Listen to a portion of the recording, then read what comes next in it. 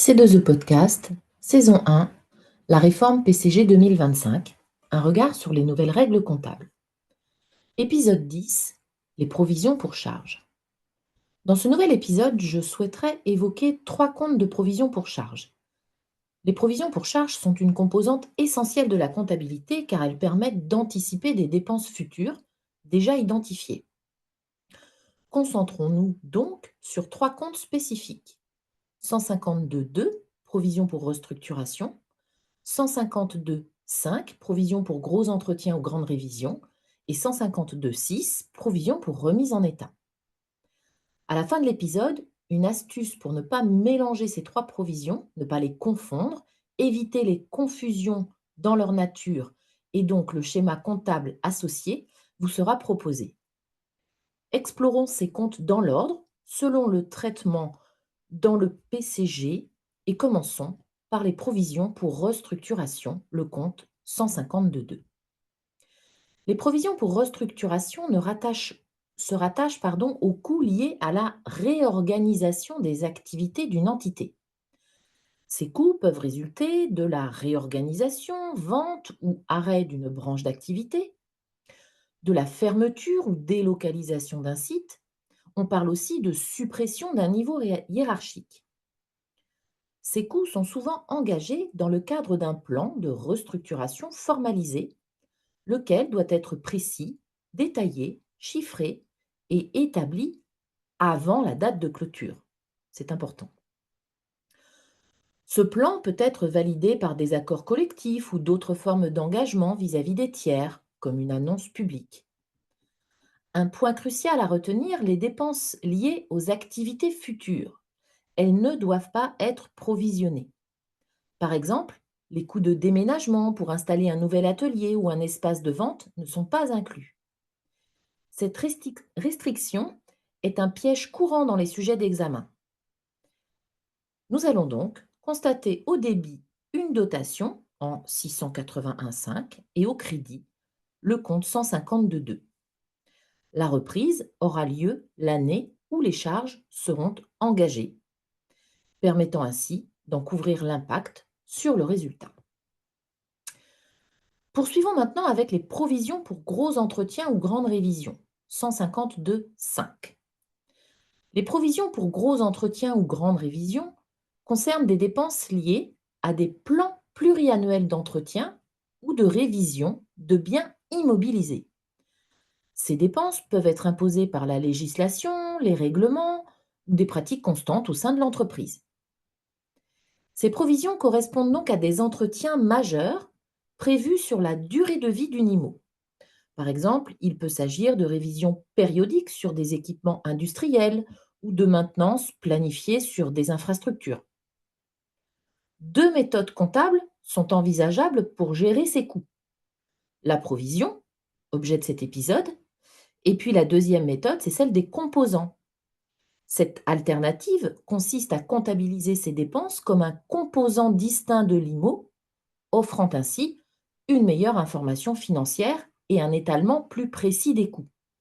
On parlera dans cette deuxième méthode des composants de deuxième catégorie, c'est-à-dire que l'on va gérer ces coûts à la méthode des composants, mais il ne s'agit pas de composants à proprement parler, d'où cette classification en composants de deuxième catégorie. On va juste en utiliser la technique comptable de l'étalement. Bien que les deux approches soient acceptées en comptabilité française, la provision reste largement utilisée. Les étudiants doivent s'entraîner à reconnaître la méthode la plus adaptée et à traiter les écritures correspondantes. Donc, lisez bien dans un sujet d'examen quelle est la méthode choisie pour l'entreprise et une question type pourrait vous être demandée du style quelle est l'autre méthode. Il faut donc maîtriser les deux méthodes et objet de cet épisode, la méthode de la provision avec ce nouveau compte proposé par le PCG 2025, 152,5.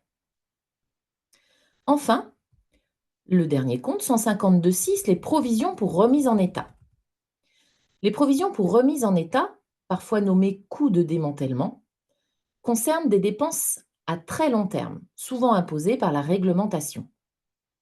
Ces dépenses peuvent inclure le démantèlement d'installations sensibles, centrales nucléaires, plateformes pétrolières, le retraitement de déchets ou la réhabilitation de sites industriels. Alors, soyons vigilants avec cette provision. C'est à mon sens la seule provision de votre programme qui est constituée sans être dotée. En règle générale, une provision, pour la créer, on la dote avec un compte 68.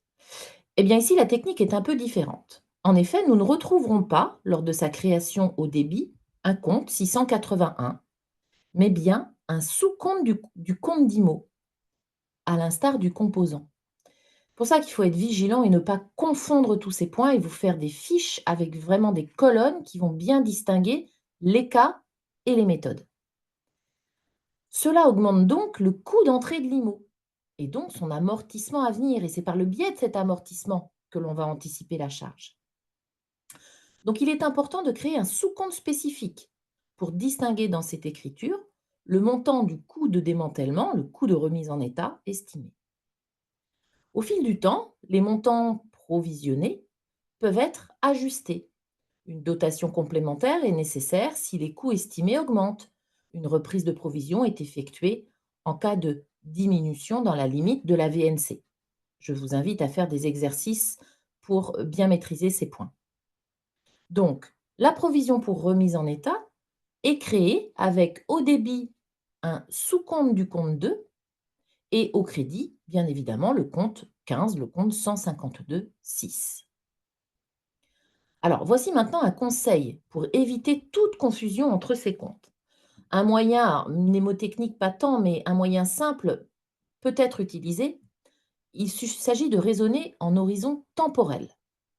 En effet, pour réussir dans ce chapitre, il est essentiel de bien comprendre la logique temporelle de ces trois provisions.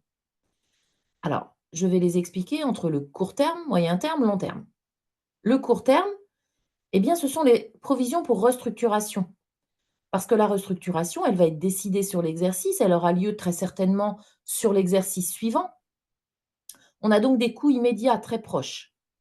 Et là, nous sommes dans le premier compte que nous avons cité dans ce chapitre, à savoir le compte 152,2. Donc on est dans l'ordre, court terme. Deuxième horizon temporel, le moyen terme. Eh bien là, on est dans les provisions pour gros entretiens, grandes révisions, qui s'appliquent à des dépenses régulières au cours de la vie des immobilisations. On a une immobilisation sur une durée de vie de 10 ans et tous les 5 ans, je fais une révision. Donc on est, pendant la durée de vie d'une IMO, sur du moyen terme. Et enfin, le long terme, la dernière provision, 152,6, donc dans l'ordre du PCG, concerne les provisions pour remise en état qui, elles, anticipent des coûts qui vont intervenir à la fin de la durée de vie d'un site ou d'une exploitation.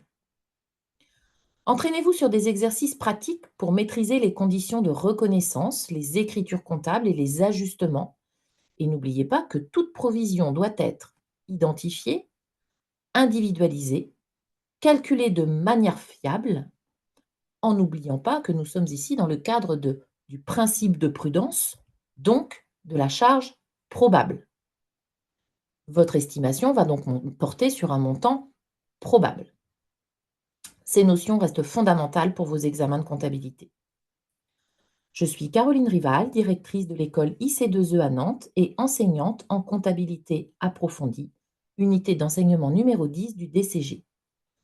Dans les prochains épisodes, nous continuerons à explorer des thématiques clés liées à la réforme du PCG et à leur impact sur vos études en DCG.